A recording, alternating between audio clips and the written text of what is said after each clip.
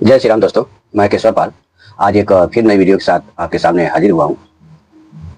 दोस्तों, आपसे हमारा विशेष निवेदन है, प्रार्थना है कि आप वीडियो देखें, लाइक शेयर सब्सक्राइब जरूर करें, ठीक है। और अपना एक प्यारा सा कमेंट जरूर लिखें कि यह वीडियो आपको कैसा लगे।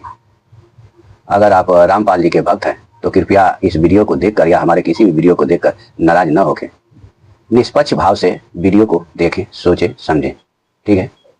तो आइए फटाफट हम वीडियो को बनाते हैं और आपको दिखाते हैं एक और नया कारनामा रामपाल जी महाराज का, ठीक है। यह रामपाल जी की पुस्तक है गहरी नजर गीता में, अनुवाद करता संत रामपाल दास महाराज कबीरपंथी। दोस्तों, अभी तक हमने इस पर बहुत सारी वीडियो बना के आपको दिया है। आज हम यहाँ से पढ़ेंगे। एक मुचकुंद नाम के राजा हुए हैं, उनके ऊपर ये रामपाल जो है कुछ गलत टिप्पणी करने का प्रयास किए हैं। तो आज हम यहाँ से पढ़ेंगे। भगवान श्री कृष्ण जी स्वयं क्षत्रिय थे। कंस के वध के उपरांत श्री अग्रसेन, ये उग्रसेन है, अग्रसेन लिखते हैं, जी ने मथुरा की बागडोर अपने दोहते श्री कृष्ण जी को संभलवा दी थी, ठीक है।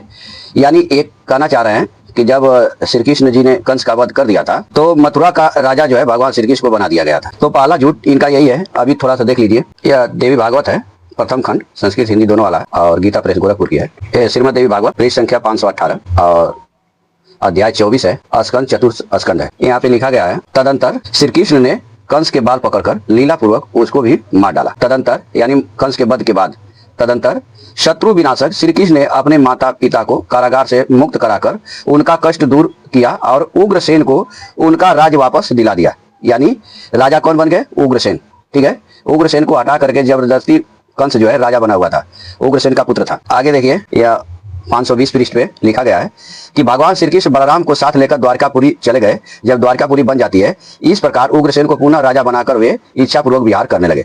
तो द्वारकापुरी के भी राजा कौन हो रहे हैं? उग्रसेन, ठीक है। तो यहाँ बाबा क्या लिखते हैं कि मथुरा की बागडोर अपने दोहते श्री कृष्ण जी को संभलवा दी थी। तो यह बिल्कुल सरासर झूठ है। एक दिन नारद जी ने श्री कृष्ण जी को बताया कि निकट ही एक गुफा में एक सिद्धि युक्त राक्षस राजा मुचकुंद सोया पड़ा है। क्या है?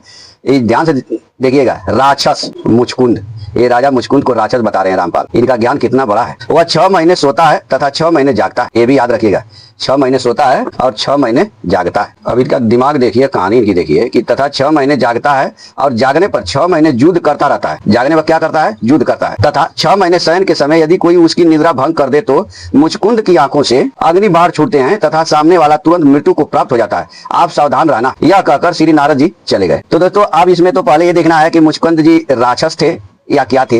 वो 6 महीना जागते थे या सोते थे? जागने के बाद वो युद्ध करते थे, ठीक है, या उनकी आंखों से अग्नि बाण निकलता था, ये देखना है। तो आइए हम मुचकुंद की कथा को आज पढ़ते हैं और रामपाल के पाखंड का पर्दाफाश करते हैं, ठीक है। दोस्तों, यह श्री भागवत सुधा सागर, सुख सागर, सचित्र हिंदी श्लोकांक सहित बड़े अक्षरों में, गीता प्रेस गोरखपुर, भगवान की बाल चित्र लगा हुआ है। दोस्तों, यह पेज संख्या 856 है। इसमें परीक्षित जी सुखदेव जी से पूछते हैं, भगवान जिसके दृष्टि पात मात्र से कालेवन जलकर भस्म हो गया, वह पुरुष कौन था? किस वंश का था? उसमें कैसी शक्ति थी और वह किसका पुत्र था?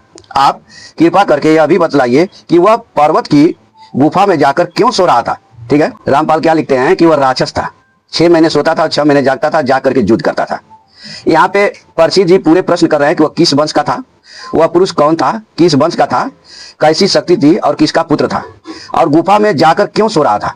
अब यहाँ से सुखदेव जी उत्तर दे रहे हैं, परीक्षित, वे इक्ष्वाकु वंशी महाराज मंधाता के पुत्र राजा मुचुकुंद थे। वे ब्राह्मणों के परम भक्त, सत्य प्रतिज्ञ, संग्राम विजयी और महापुरुष थे। किसके पुत्र थे? मंधाता के। कौन? इक्ष्वाकु वंशी, जिसमें भगवान श्री राम का जन्म हुआ था, उसी में महाराजा मंधाता के पुत्र मुचुकुंद थे। वो ब्राह्मणों के परम भक्त थे, कोई राक्षस नहीं थे, सत्य प्रतिज्ञ थे और संग्राम विजयी महापुरुष थे। रामपाल क्या लिखा कि राक्षस था, ठीक है।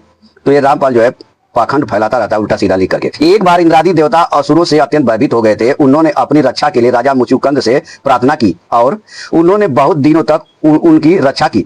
जब बहुत दिनों के बाद देवताओं को सेनापति के रूप में स्वामी कार्तिकेय मिल गए, तब उन लोगों ने राजा मुचुकुंद से कहा, राजन, आपने हम लोगों की रक्षा के लिए बहुत श्रम और कष्ट उठाया है, अब आप विश्राम कीजिए। 20 शिरोमणि, आपने हमारी रक्षा के लिए मनुष्य लोग का अपना अकंटक राज्य छोड़ दिया और जीवन की अभिलाषाएं तथा भोगों का भी परित्याग कर दिया। अब आपके पुत्र, रानियां, बंधु बांधव और अमात्य मंत्री तथा आपके समय की प्रजा में से कोई नहीं रहा। सब के सब काल के गाल में चले गए। काल समस्त बलवानों से भी बलवान है। वह स्वयं परम समर्थ, अविनाशी और भागवत स्वरूप है। जैसे ग्वाले पशु को अपने बस में रखते हैं, वैसे ही वह खेल खेल में सारी प्रजा को अपने अधीन रखता है। अब यहाँ पे बात क्या हो रही है कि राजन, आपका कल्याण हो, आपकी जो इच्छा हो हमसे मांग लीजिए। हम कवल्य मोक्ष के अतिरिक्त आपको सब कुछ दे सकते हैं, क्योंकि कवल्य मोक्ष देने की सामर्थ्य तो केवल अविनाशी भगवान विष्णु में ही है। ठीक है, मुक्ति कौन दे सकते हैं? भगवान विष्णु। परम यशस्वी राजा मुचुकुंद ने देवताओं के इस प्रकार कहने पर उनकी वंदना की और बहुत थके होने के कारण निद्रा का ही वर मांगा तथा उनसे वर पाकर वे नींद से भरकर पर्वत की गुफा में जा सोए। ठीक है, वो वहां पे क्यों सो रहे थे? देवताओं के वरदान की वजह से। और रामपाल क्या लिखता है कि वो राक्षस था। ठीक है, तो आपको इसमें कथा में पता चल गया कि वो राक्षस नहीं थे, बल्कि एक राजा के पुत्र थे और वो देवताओं के लिए युद्ध किए थे, क्योंकि देवताओं के पास कोई सेनापति नहीं था। और जब स्वामी कार्तिकेय सेनापति के रूप में मिल जाते हैं तो देवताओं उनके विश्राम देने के लिए उनको नींद का वरदान दे देते हैं और गुफा में जाके सो जाते हैं। ठीक है, उसी समय देवताओं ने कह दिया था कि राजन, सोते समय यदि आपको कोई मूर्ख बीच में ही जगा देगा तो वह आपकी दृष्टि पड़ते ही उसी क्षण भस्म हो जाएगा। तो फिर आगे पढ़ते हैं इनका। तो यहाँ पे दोस्तों आपको ये बात तय हो गई कि मुचुकुंद कोई राक्षस नहीं थे, बल्कि इक्ष्वाकु वंश के राजा मंधाता के पुत्र थे और वो देवताओं के वरदान से वहां सो रहे थे। ये नहीं कि 6 महीने जाग रहे और 6 महीने सो रहे थे। तो ये रामपाल झूठ बोला। अब आगे इसकी कथा को पढ़ते हैं। और यहाँ पे नारद जी भगवान को नहीं बता रहे हैं ना, ये नारद जी को लिख रहा है। आगे इसकी बात को देखिए। कुछ समय उपरांत श्री कृष्ण जी को छोटी उम्र में मथुरा के सिंहासन पर बैठा देखकर एक कालयवन नामक राजा ने अपने दामाद कंस की हत्या का प्रतिशोध लेने के लिए 18 करोड़ सेना लेकर मथुरा पर आक्रमण कर दिया। अब दोस्तों यह मूर्ख है या कोई बहरूपिया है, इसको ये पता नहीं है कि कंस जो है कालयवन का दामाद नहीं था। ठीक है, तो अभी हम ये देख लेते हैं कंस किसका दामाद था। भागवत है और इसका 10वां स्कंद है। 10वां स्कंद का 50वां अध्याय है। इसमें विषय है जरासंध से युद्ध और द्वारिकापुरी का निर्माण। इसमें सुखदेव जी कहते हैं, परीक्षित को बता रहे हैं कि भरतवंश शिरोमणि परीक्षित, कंस की 2 रानियां थी, अस्थि और प्राप्ति। पति की मृत्यु से उन्हें बड़ा दुख हुआ और वे अपने पिता की राजधानी में चली गई।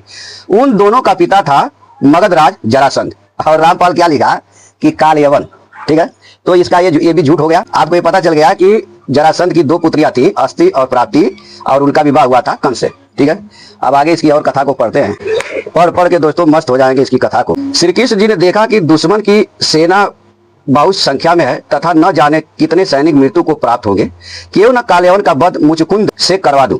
भगवान श्री कृष्ण जी ने कालयवन को युद्ध के लिए ललकारा तथा युद्ध छोड़कर क्षत्रिय धर्म को भूलकर विनाश टालना आवश्यक जानकर भाग लिए उस गुफा में प्रवेश किया जिसमें मुचुकुंद सोया हुआ था। मुचुकुंद के शरीर पर अपना पीताम्बर पीला डालकर श्री कृष्ण जी गुफा में गहरे जाकर छुप गए। पीछे पीछे कालयवन भी उसी गुफा में प्रवेश कर गया। कालयवन ने मुचुकुंद को श्री कृष्ण समझकर उसका पैर पकड़कर घुमा दिया तथा कहा कि कायर, तुझे छुपे हुए को थोड़े ही छोड़ूंगा। पीड़ा के कारण मुचुकुंद की निद्रा भंग हुई, नेत्रों से अग्नि बाण निकले तथा कालयवन का वध हुआ। कालयवन के सैनिक तथा मंत्री अपने राजा के शव को लेकर वापस चले पड़े, क्योंकि युद्ध में राजा की मृत्यु सेना की हार मानी जाती थी। जाते हुए कह गए कि हम नया राजा नियुक्त करके शीघ्र ही आएंगे तथा श्री कृष्ण तुझे नहीं छोड़ेंगे। तो आइए ये कालयवन की कथा को भी पढ़ते हैं। कालयवन क्यों आया था और भगवान से वो युद्ध क्यों किया। दोस्तों यह भागवत है, अध्याय 50 है और स्कंद 10 है। जिस समय 18वां संग्राम छिड़ने वाला था, ये जरासंध जो है अपने जो दामाद जो मर गया था उसके मरने के बाद ये 17 बार आक्रमण किया था। और जब 18वां आक्रमण छिड़ने वाला था, उसी समय नारद जी का भेजा हुआ वीर कालयवन दिखाई पड़ा। युद्ध में कालयवन के सामने खड़ा होने वाला वीर संसार में दूसरा कोई न था। उसने जब यह सुना कि यदुवंशी हमारे ही जैसे बलवान हैं और हमारा सामना कर सकते हैं, तब 3 करोड़ मल्लच्छों की सेना लेकर उसने मथुरा को घेर लिया। कालयवन की असमय चढ़ाई देखकर भगवान श्री कृष्ण बलराम जी के साथ मिलकर विचार किया और इस समय तो यदुवंशियों पर जरासंध और कालयवन ये 2-2 विपत्तियां एक साथ ही मंडरा रही है। आज इस परम बलशाली यवन ने हमें आकर घेर लिया है और जरासंध भी आजकल या परसों में आ ही जाएगा।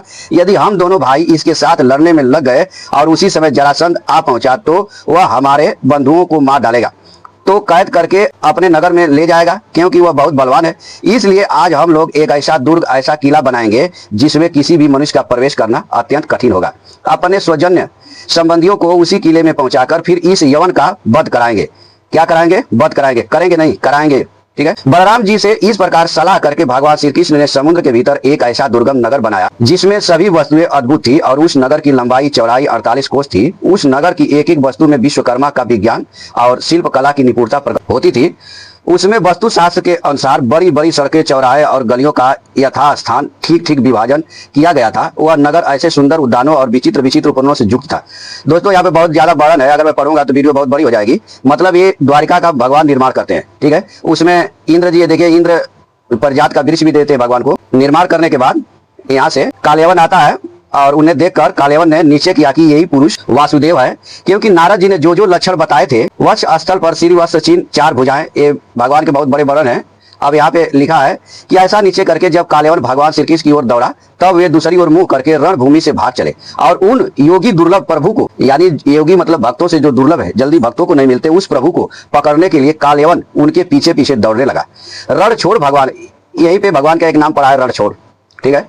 जैसे मुरली धारण करने की वजह से उनका एक नाम मुरलीधर पड़ा था, वैसा ही यहाँ कालयवन से जब भाग चले थे रण छोड़ करके, तो इनका नाम एक रण छोड़ पड़ गया था। रण छोड़ भगवान लीला करते हुए भाग रहे थे। कालयवन पग पग पर यही समझता था कि अब पकड़ा तब पकड़ा। हाँ, वो पीछे पीछे भाग रहा है, भगवान आगे आगे भाग रहे हैं। उसके आपेच करते रहने पर भी भगवान उस पर्वत की गुफा में घुस गए। उनके पीछे पीछे कालयवन भी घुसा। वहां उसने एक दूसरे ही मनुष्य को सोते हुए देखा। उसे देखकर कालयवन ने सोचा, देखो तो सही, अब मुझे इस प्रकार इतनी दूर ले आया है और अब इस तरह मानो इसे कुछ पता ही न हो, साधु बाबा बनकर सो रहा है, ठीक है। वही मुचकन सोए हुए थे। यह सोचकर उस मूढ़ ने उसे कसकर एक लात मारी और रामपाल क्या लिखा है कि उसकी टांग पकड़ करके घुमा दिया, ठीक है। यहाँ घुमाया नहीं बल्कि लात से मारा। वह पुरुष वहां बहुत दिनों से सोया हुआ था। पैर की ठोकर लगने से वह उठ पड़ा और धीरे धीरे उसने अपनी आंखें खोली। इधर उधर देखने पर पास ही कालयवन पड़ा हुआ दिखाई दिया, क्योंकि उनको वरदान था कि जो दुष्ट आपको जगाएगा वो उसके तरफ जैसे ही आप ताकोगे भस्म हो जाओगे। मुचकुंद को देवताओं ने वरदान दिया था। जैसे ही वो दिखाई दिया, परिचित वह पुरुष इस प्रकार ठोकर मारकर जगाए जाने से कुछ रुष्ट हो गया था। उसकी दृष्टि पड़ते ही कालयवन के शरीर में आग पैदा हो गई और वह क्षण भर जलकर राख का ढेर हो गया। परिचित ने पूछा, भगवान जिसके दृष्टि मात्र से कालयवन जलकर भस्म हो गया था, वह पुरुष कौन था? ये कथा हमने आपको पहले ही पढ़ के बता दिया था। तो ये मुचकुंद की बात थी, यानी वहां मुचकुंद जी ताकते हैं और कालयवन जलकर भस्म हो जाता है। अब थोड़ा सा आपको मुचकुंद की कालयवन की उत्पत्ति के बारे में बता दिया जाए। दोस्तों थोड़ा सा कालयवन की उत्पत्ति के बारे में आप जान लीजिए। यह विष्णु पुराण है और अध्याय 22 है, पंचम अंश है। इसमें विषय है द्वारका दुर्ग की रचना, कालयवन का भस्म होना तथा मुचकुंद कीर्त भागवत स्तुति। मुचकुंद के द्वारा भगवान की स्तुति की जा रही है। यहाँ पे पराशर जी बोल रहे हैं और मैत्रेय जी इसके श्रोता है, पराशर जी वक्ता है। पराशर जी बोल रहे हैं कि हे द्विज, एक बार महर्षि गर्ग से उनके साले ने यादवों की कोष्ठी में नपुंसक कर दिया था। उस समय समस्त यदुवंशी हंस पड़े थे। तब गर्ग ने अत्यंत कुपित हो दक्षिण समुद्र के तट पर जा यादव सेना को भयभीत करने वाला पुत्र की प्राप्ति के लिए तपस्या की। उन्होंने श्री महादेव जी की उपासना करते हुए केवल लोह चूर्ण भक्षण किया। तब भगवान शंकर ने 12वें वर्ष में प्रसन्न होकर उन्हें अभीष्ट वर दिया। एक पुत्रहीन यवन राज ने महर्षि गार्ग से अत्यंत सेवा कर उन्हें संतुष्ट किया और उसकी स्त्री के संग से ही इनके एक औरे के समान कृष्णवर्ण बालक हुआ, ठीक है। वह यवन राज उस कालयवन नामक बालक को, जिसका वक्ष स्थल वज्र के समान कठोर था, अपने राजपद पर अभिषिक्त कर स्वयं वन को चला गया। यानी यहाँ पे जो गर्ग है उनके साले उनसे मस्ती करते हैं और मस्ती में जो है यादव सभा में मस्ती करते हैं, यादव हंस देते हैं और गर्ग जो है, गार्ग ऋषि जो है, इनको क्रोध आ जाता है और ये भगवान शंकर का तपस्या करते हैं और यादव को जो है भयभीत करने वाला पुत्र की कामना करते हैं भगवान शंकर से और भगवान शंकर वरदान देते हैं और उस पुत्र को जो है यवन देश का जो राजा रहता है उसी को ले आकर के गार्ग ऋषि दे देते हैं और उसकी पत्नी पालन पोषण करती है और उसका नाम कालयवन रखा जाता है, ठीक है। फिर जब वो लड़का बड़ा हो जाता है तो अपना जो यवन राज पे उसको बैठा करके राजपद पर अभिषिक्त करके और वह जो राजा यवन राज जो था वो वन में चला जाता है। तदंतर वीर्य मदोन्मत्त कालयवन ने नारद जी से पूछा कि पृथ्वी पर बलवान राजा कौन कौन से हैं, ठीक है। इस पर नारद जी ने उन्हें यादवों को ही सबसे अधिक बलशाली बतलाया। यह सुनकर कालयवन ने हजारों हाथी घोड़े और रथों सहित सहस्त्रों करोड़ों मलेच्छ सेनाओं के साथ ले बड़ी भारी तैयारी की और यादवों के प्रति क्रुद्ध होकर वह प्रतिदिन हाथी घोड़े आदि से थक जाने पर उन वाहनों का त्याग करता हुआ अन्य वाहनों पर चढ़कर अविच्छिन्न गति से मथुरापुरी पर चढ़ आया। यानी उसको कौन बताया था, उसका प्रश्न वो किया था कालयवन की संसार में सबसे वीर कौन है, तो नारद जी कह रहे हैं कि यादव है, ठीक है। इसलिए वो लड़ने के लिए आया था और यह नहीं कि वह जो है कंस का ससुर था, ठीक है। अब यहाँ पे थोड़ा सा और पढ़ लेते हैं, इसी विष्णु पुराण का है। जब कालियवन की सेना ने मथुरा को घेर लिया तो श्री कृष्णचंद्र बिना शस्त्र लिए मथुरा से बाहर निकल आए। तब यवन राज कालियवन ने उन्हें देखा। महायोगीश्वरों का चित्त भी जिन्हें प्राप्त नहीं कर पाता, उन्हीं वासुदेव को केवल बाहु रूप शास्त्रों से ही युक्त अर्थात खाली हाथ देकर वह उनके पीछे पीछे दौड़ा। कालियवन से पीछा किए जाते हुए श्री कृष्णचंद्र उस महागुफा में घुस गए जिसमें महावीरशाली राजा मुचकुंद सो रहा था। ठीक है, यहाँ पे मुचकुंद के द्वारा जो है कुछ स्तुतियां हैं, थोड़ा उसको भी पढ़ लेते हैं। वो भगवान की स्तुति कर रहे हैं मुचकुंद। यहाँ पे देखिए, कह रहे हैं कि आप ही समुद्र है, आप ही पर्वत हैं, आप ही नदियां हैं, आप ही वन है तथा आप ही पृथ्वी आकाश वायु जल अग्नि और मन है। आप ही बुद्धि अव्याकृत प्राण और प्राणों का अधिष्ठाता पुरुष है तथा पुरुष से भी परे जो व्यापक और जन्म तथा विकार से शून्य तत्व है वह भी आप ही है। जो शब्द रहित शब्दादि से रहित अजर अमेय अक्षय और नाश तथा वृद्धि से रहित है, वह आदंतहीन ब्रह्म भी आप ही है। ठीक है, यानी कहने का इनका अर्थ है कि भगवान ही सब कुछ है। आगे पढ़ कर करें, आप ही से देवता पितृगण यक्ष गंधर्व किन्नर सिद्ध और अप्सरागण उत्पन्न हुए हैं। आप ही से मनुष्य पशु पक्षी सरीसृप और मृग आदि हुए हैं तथा आप ही से संपूर्ण वृक्ष और जो भी कुछ भूत भविष्य चराचर जगत है वह सब हुआ है। हे प्रभु, मूर्त अमूर्त स्थूल सूक्ष्म तथा और भी जो कुछ है वह सब आप जगत करता ही है, आपसे भिन्न और कुछ भी नहीं है। यानी भगवान ही सब कुछ है। ठीक है, ऐसा यहाँ पे कहा गया है। तो दोस्तों, आपने इस वीडियो में क्या देखा कि रामपाल के द्वारा जो लिखा गया है यह बिल्कुल सरासर झूठ है। यह लिखा था कि मुचकुंद राक्षस है, जो आपने देखा कि वो बिल्कुल गलत है। वो राक्षस नहीं थे बल्कि मंधाता के पुत्र थे। और लिखता है कि वो 6 महीने जागते थे और 6 महीने सोते थे, और जब जागते थे तो युद्ध करते थे, वो भी बिल्कुल गलत था। वो देवताओं के कोई मंत्री कोई सेनापति नहीं था, तो उस समय वो देवताओं के सेनापति थे और देवताओं की तरफ से युद्ध किए थे। और जब स्वामी कार्तिकेय भगवान शंकर और माता पार्वती से जब उत्पत्ति हुई है स्वामी कार्तिकेय की, तो वो सेनापति पद पे हो गए। तो इनको जो है देवताओं ने छुट्टी दे दिया और इन्हें वरदान दे दिया कि आप जा करके सोइए, और जो आपको सोते हुए जगाएगा तो उस दुष्ट को की तरफ जैसे ही आप ताकेंगे वो जलकर भस्म हो जाएगा। तो यहाँ पे मतलब किसी भी तरह से रामपाल के द्वारा लिखा गया ये वाक्य बिल्कुल सरासर झूठ और गलत है। ये फिर लिखा कि नारद जी ने बताया था भगवान को कि कालियवन नाम का एक राक्षस सोया हुआ है, वो भी बात बिल्कुल झूठ थी। नारद जी और कालियवन का संवाद हुआ था। कालियवन ने प्रश्न किया था कि इस संसार में वीर कौन है, तो नारद जी बताए थे कि यादव इस समय बहुत वीर है। तो यह सुनकर के वो जो है कालियवन लड़ने के लिए आया था। और इसके आगे जो है कि कथा चली थी कि गार्ग ऋषि का साला एक बार जो है उनसे हंसी कर देते हैं, तो उससे वो नाराज होकर के और यादव उस समय हंस पड़ते हैं। तो उनको जो है कि नाश करने के लिए भगवान शंकर का वरदान, भगवान शंकर की तपस्या करते हैं और वरदान मांगते हैं। उससे जो है कालियवन उत्पन्न हुआ था।